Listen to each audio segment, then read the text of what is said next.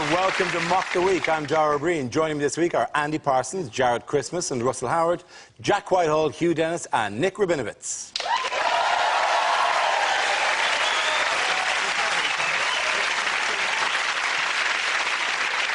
We start with a round called Headliners. Here's a picture of the new government's top brass, but what does CAEB stand for? Is it Cameron and Errand Boy? That could be it. That's a list of the things he's in charge of. Coats and everyone's bags. Is it the worst ever Carry On film? Carry On and Economic Balls Up. Is it just a list of things we can't afford anymore? Is it care homes, army, education, buses? That was the worst cut of all when they said that. Is it crap advert for elite breeding? I know what they're doing. They're actually discussing who they're going to invite to their pool party, and they've just gone, crikey, anyone except Barrymore. Is it simply coffers are empty, bollocks? We look like the worst version of Reservoir Dogs as well. Reservoir Dicks. Look at Is not then Cowell Assemble's evil boy band? EB definitely stands for emergency budget, doesn't it? Yes, it does. Yeah. Coalition announce emergency budget. Oh, fine. Well done. Thank you very much. Congratulations.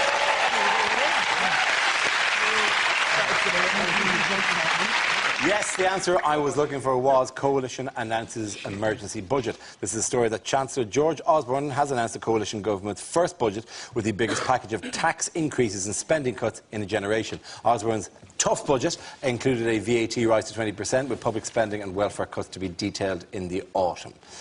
So what will be the big points of the budget? Well, and everything's gone up. We're cutting stuff. But wow, I love the level of analysis we can bring to this debate. Stuff got cut, other stuff didn't get cut, you know.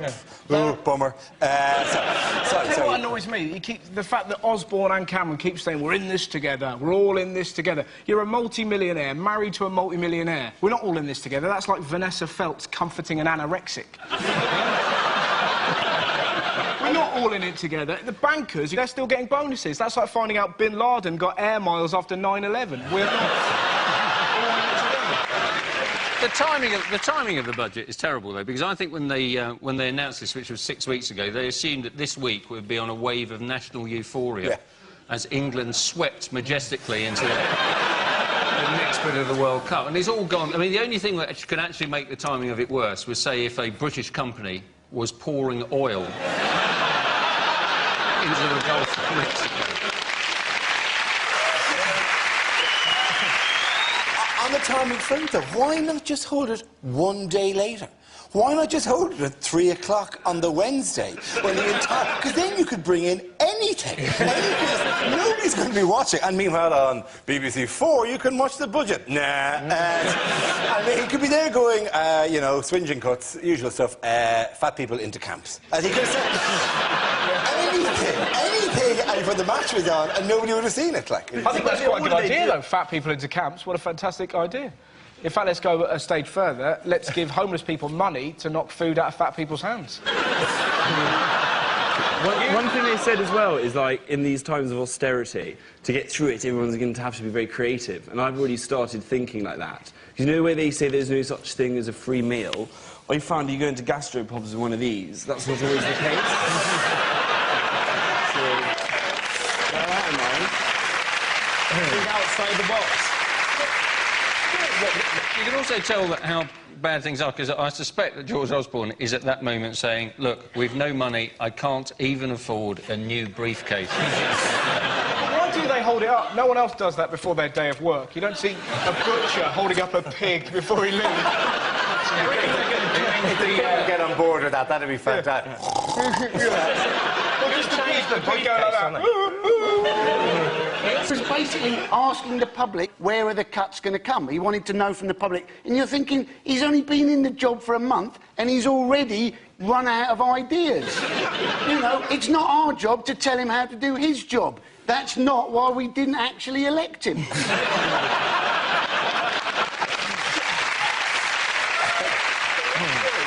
So what measures were taken even before the budget? What were they cutting? Oh, there's a They major- cut the science advisor, because who needs that when you've got Google? The thing that they've actually cut is, and which is terrible really, they're taking 25% of every government department. But the stupid things they've cut the visitor centre at Stonehenge, which is bad, because honestly, that's going to piss off the Druids. And they've cut the search and rescue helicopters, which is bad, and Cameron will regret when he's been kidnapped by Druids.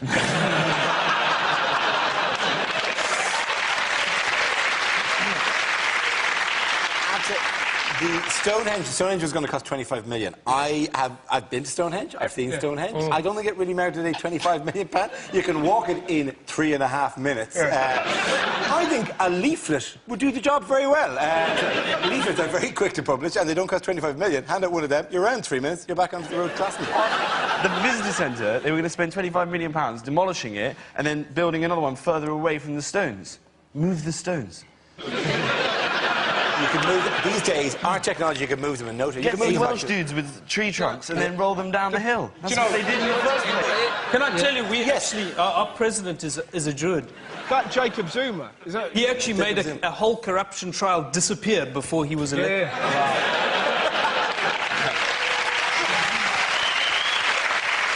Better than your last president, Thabo Mbeki. Yes. Crazy, I can solve AIDS using vitamin pills. Zuma, you may have heard, is a polygamist. He's married to 3 wives, and he's only going for 13 more. Yep, it's official. He's going to finish on 16 because he misunderstood the priest at his first wedding, who said to him, 4 better, 4 worse, 4 richer.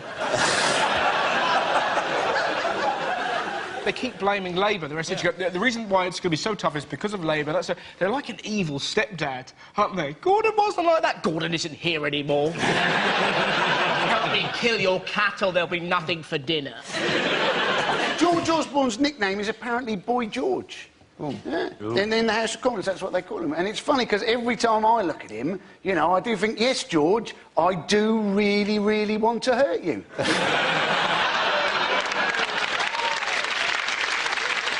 The Conservative government, one of their big things was to freeze the civil list and take money away from the royal family. And I thought it was quite, you know, like the Queen said that she's going to have to cut down on her spending, and I thought, boo-hoo. And then I thought, someone needs to tell that woman about cash for gold. An envelope, her in the tower, ramming a crown into an envelope. Like, get another jiffy! Wait, in other news, what's going on here? This is a pretty bad wife swap for Sarkozy. When I stand up, this is where my head comes to.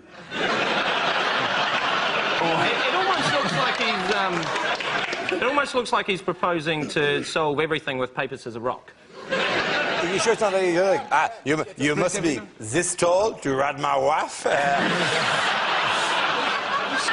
I think he's saying, can you lend me some money, David? I'm a little short.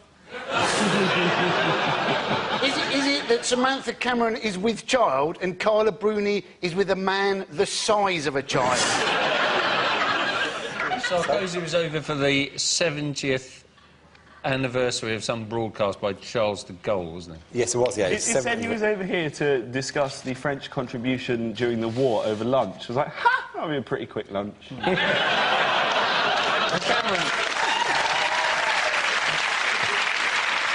Yes, it was the 70th anniversary of Charles de Gaulle making a radio broadcast to, initiate the French resistance, basically. Cameron presented him with a commemorative box set of Allo Allo as a thank you from the British people for the excellent work done by the French. OK, at the end of that round, the points go to Jack, Hugh and Nick. Now we play a round called George Osborne's Big Red Budget Mocks. This game involves Nick, Jared and Jax. If you could make your way to the performance area, please. This round is a stand-up challenge. I launch the Wheel of News. Wherever it chooses to stop, one of our performers must step forward and talk about that subject. The winner is whoever I think is the funniest. OK, here we go. The first subject is nationality. Who wants to come in on that? I'll take it. Jared. Like most of you, I've got a nationality.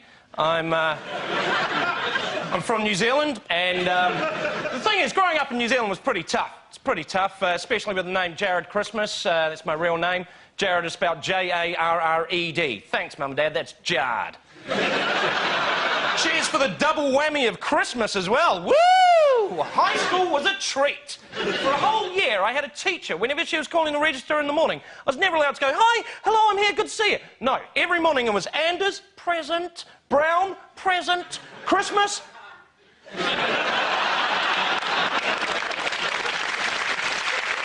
But, I don't want to show off or anything, but I've got an older brother.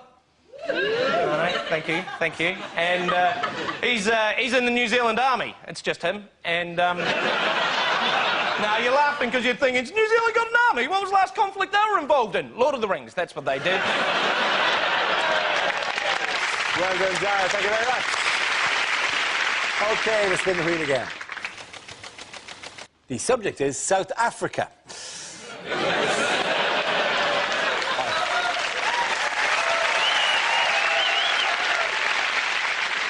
We have the dung beetle. Some of you may have seen the dung beetle at the opening ceremony of the World Cup. The dung beetle in the language of Xhosa, which is one of our 11 I actually speak, is Xhosa. It's actually the dung beetle is Xhoxotwane. And if you want to say, "I'm fine, thank you," in Xhosa, you say, "Kabakab vinegar." You coming to South Africa, learn that language. It'll open doors for you, like, "Mwah, mwah, mwah." And we've tried the red button to get rid of the BBC commentary in South Africa. This is not a lie. We have to listen to your commentary. And what a lot of people are doing is turning the sound down on the television and putting the radio onto Radio Xhosa, because those commentators are a lot more exciting. I watched England play America. And that guy came on and he was like, "Zimbintaba Matoda! Soccer City Stadium!"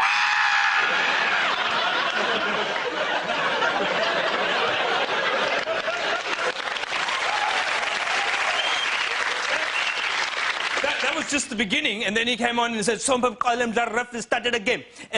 I'm a Lions.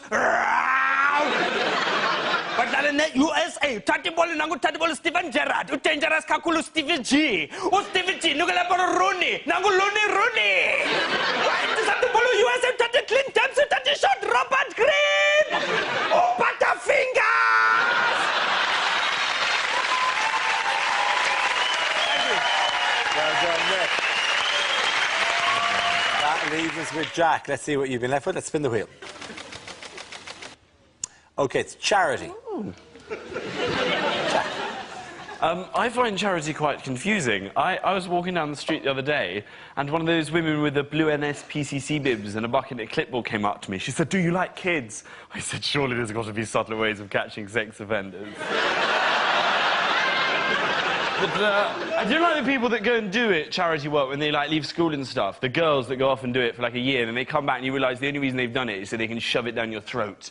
Like, "Oh, my God, it was so amazing. We went to Tibet. Oh, literally, where to start? Preferably near the end." Oh, no. Me and my friend Viskiri, who's ethnic, by the way, did I mention, and Cassandra, who's properly working class and has a penchant for benefit fraud, well, we just talked around Tibet, smoking the most amazing Thai grass, talking about, like, 9/11 conspiracy theories and foot massaging lepers, and we found the most wonderful little monastery on the foot of Mount Hitra Pitra Metra Piketra Atu. And we stayed there for weeks, just helping the orphans. It just makes you think, haven't the orphans suffered enough?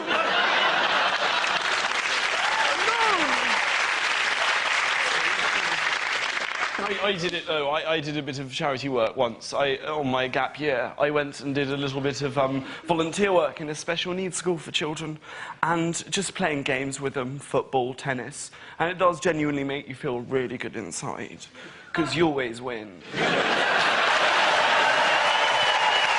done. At the end of that round, the points go a little bit of it.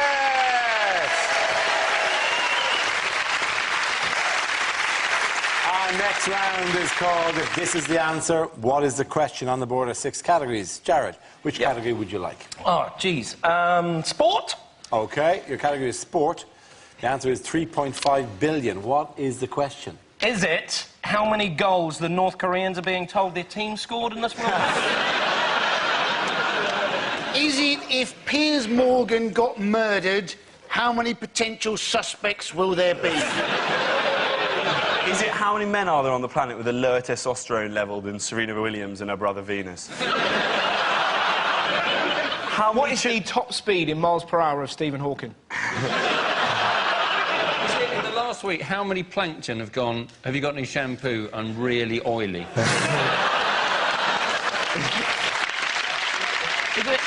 How many times James Corden's been on TV since the World Cup started? What position is Fergie now in line to the throne? How many people cannot understand Emmanuel Adebayor still?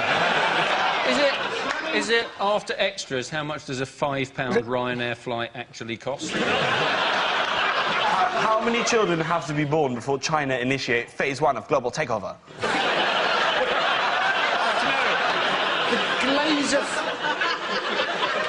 The Glazer family have consolidated all their debts into what easy monthly payment? Is it how many times will this episode of Mock the Week be shown on Dave?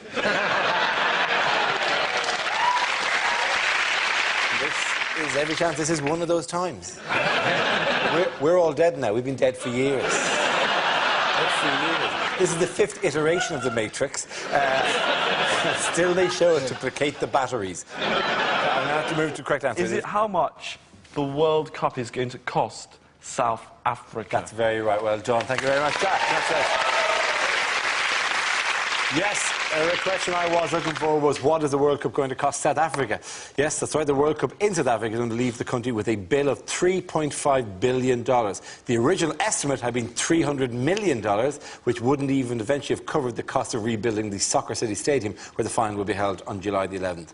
Now, there's an awkward thing about this, right, because we record this show on a Tuesday, England play on a Wednesday, it goes out on a Thursday, which makes it as difficult, to quite gauge the national mood 2 days in advance. We could get it right, we get it wrong. We're in sort of time paradox here at this stage. There's danger if we incorrectly predict the result and then we're either massively out of step or correct, and it could be like Terminator or something, or Back to the Future, and we will end up accidentally, maybe sleeping with our own grandmothers, or worse yet, going back and finding out that John Terry has already slept with our grandmothers, and it makes it enormously difficult to do. So, within that unusual context, are you happy with how South Africa's been perceived around the world now? Yes, yeah, I mean, I think everybody's taken to the Vuvuzela. 50,000 of them have sold here. Yeah, we love it. We're loving the Vuvuzela. Excuse me. You've played a blinder there, if I can just say on behalf of the world, well done on the Vuvuzela. There are positive aspects. There are... And this is quite interesting, right? Nick, you give it a blow quickly. Hey? The Vuvuzela. Okay. Right, now, Dara sounds like a sickly Lurpak man. Go on.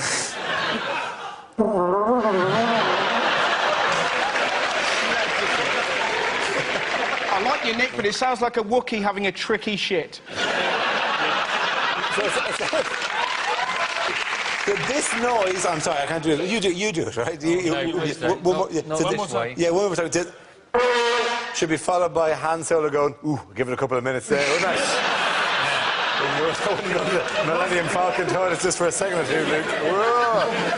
There are positive aspects to the Vuvuzela, because people all over the world now realise how appalling it is to give a child a toy trumpet for Christmas. My mate Dave reckons, direct quote from my mate Dave, you know them Vuvuzelas? They're so loud they can kill a monkey. Is that true? No, it's not. It's not true. Wouldn't that be an amazing episode of Springwatch? But I'll tell you what should. I'll tell you what could actually kill them is the Tutuzela. Have you heard of that? What do you mean by Tutuzela? The Tutuzela is a reference to Bishop Desmond Tutu. He's actually, it's a much higher pitch. If you listen to him, when he came on, what a wonderful occasion, and that actually, and then he made a speech afterwards. He said, what I want to say, let us not forget, let us not forget. I just forgot. That was incredible. Please stop. You're scaring me. The reason for keeping the vuvuzelas as well is great. South Africans come out like, we're keeping the vuvuzelas because it's South African tradition. It's like, yeah, just because something's a tradition in South Africa, it doesn't necessarily mean it's going to be that popular with the rest of the world. It's actually an ancient South African tradition. Goes back to 74. It's also very confusing to the English upper class, because somebody blows it and they go, oh, someone's seen a fox. Fox is constantly around. Andy. They've actually banned the vuvuzela from Wimbledon. And you're thinking, that is the one place where you would love to hear it, wouldn't you? Yeah. Imagine that on Match Point. It would be absolutely fantastic, wouldn't it? Yeah. You know, it's like, it would be strawberries and cream. There would be uproar. Well, it's Wimbledon. I say uproar. There would be heavy tutting and some people going, shame. You feel so sorry for Wimbledon in a World Cup year, because Wimbledon becomes the ginger stepson, doesn't it? Daddy, notice me, Daddy. Shut up, Wimbledon. Football's sleeping. There you go. My highlight, I enjoyed the opening ceremony. What me and my mate like to do, right, is we always predict who we think is going to be player of the tournament. And I sent him a text that said, my tip is Messi. He sent one back that went, well, stop playing with it then. We had that intruder come into the... Oh, that was exciting. He said that he went in there and told the England team they were disgraced. This is a bloke who was a mortgage advisor who lived in South East London and supported Manchester United. His whole life is a disgrace. I know why everyone's making such a fuss about it. The New Zealand football team's inviting people into the dressing room just to show them the showers and go, look at this, would you even believe we're here? It's like getting upgraded on our flight from economy to business class, man. This is awesome. They're being upgraded possibly into the next round. That will also have happened, possibly will have happened at 3 o'clock on Thursday, right? Yeah. But it is a case of they just wore suits to the early qualifiers and somebody mistook them for an international football team. Oh, yeah, you must be in the last 16. Oh, yeah, OK. New Zealand, they actually brought on a bloke whose proper job is a bank clerk. Yeah, I know it. And you're thinking, right, we've got a mortgage advisor, breaks into the dressing room, gets a year for trespass, right? They've got a mortgage advisor, breaks into the dressing room, and he gets a game. He had to take time off work. Unpaid leave off work to attend the World Cup. Yeah, he's left... Incredible as that. He's left that bank in a state. I love the idea there's somebody in Auckland, cashier number 1. Where's Dave? The All Whites have been the success story of the World Cup. They've been amazing. And what you've got to understand is New Zealand as a nation usually watches football thinking, pick that shit up and run with it. Because we are obsessed with rugby to the point that every sporting team in New Zealand has to have a spin-off name from the All Blacks. That's why the football team's called the All Whites. And that's because... And the amazing thing for us is out of all the Football World Cups to ever get into, we got into the Football World Cup in South Africa and we've sent the All Whites. It's amazing. At the end of that round, the points go to Russell, John and Andy!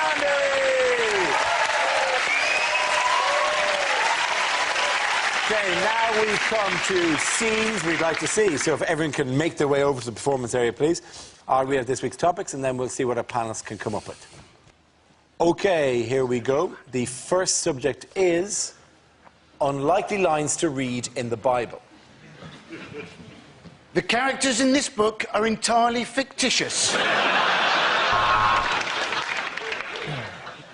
And Samson said, Lord, why have you given me all my strength in my hair? And the Lord replied, because you're worth it.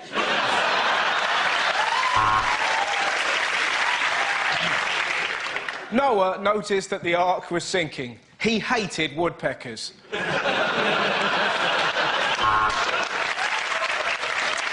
And Mary and Joseph were turned away from the inn, for there was no room. But then a wise man came along, whose name was Lenny of Henry.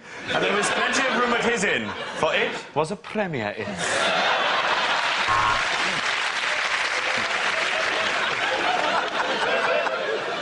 Jesus was born in a stable, so in many years later, when he left the door open and people said, were you born in a barn? He could say, yes, I was actually.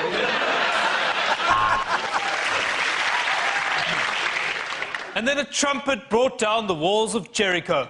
It was Joshua with his bloody vuvuzela! Moses arrived with the commandments. Got some bad news for Dave the ox lover. The Last Supper was a disaster. We're never going to Nando's again, lads. In the courtyard, Jesus came across a man who couldn't walk. "Brother," he said, "have you been involved in an accident that wasn't your fault?" And it rained for 40 days and 40 nights, which was a surprise, because the Met Office had predicted a barbecue summer.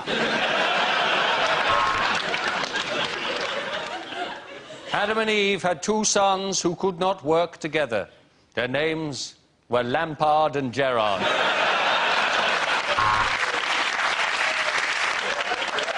About the author, this is God's first book. He has one son, and he's a little bit touchy about gays. OK, the next topic is things you won't hear your sat-nav say. Don't be angry, but while you were getting petrol, I shagged your iPod.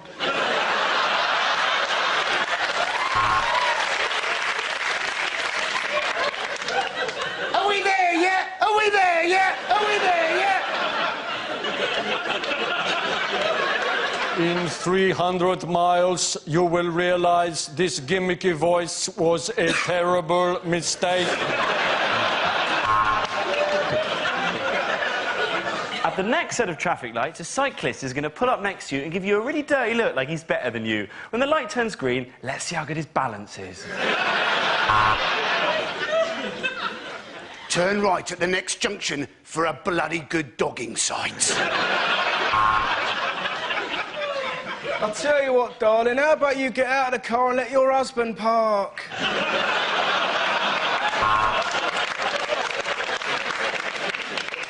Turn right. Wrong. I didn't say sat-nav says.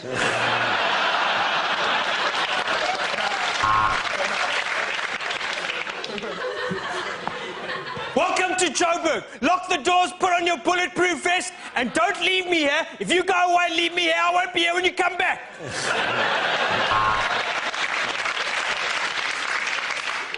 Bear left, and over to the right, squirrel! Oh, you just turned me on.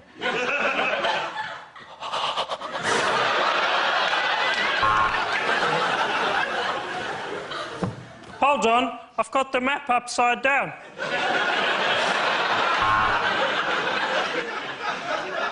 Left. Left. Your girlfriend's left.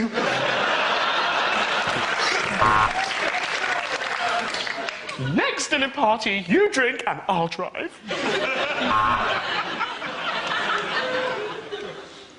Did you turn the gas off? Did you lock the door? Did you? Did you? I reckon we should go back. I reckon we should go back.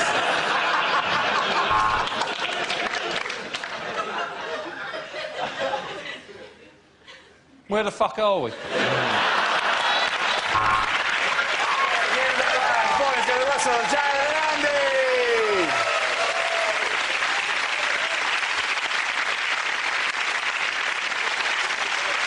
that's the end of the show. This week's winners are Jack Whitehall, Hugh Dennis and Nick Rabinowitz.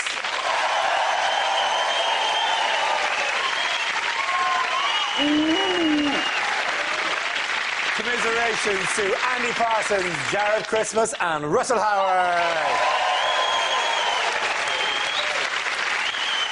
Thanks for watching. I'm Darrell Green. Good night.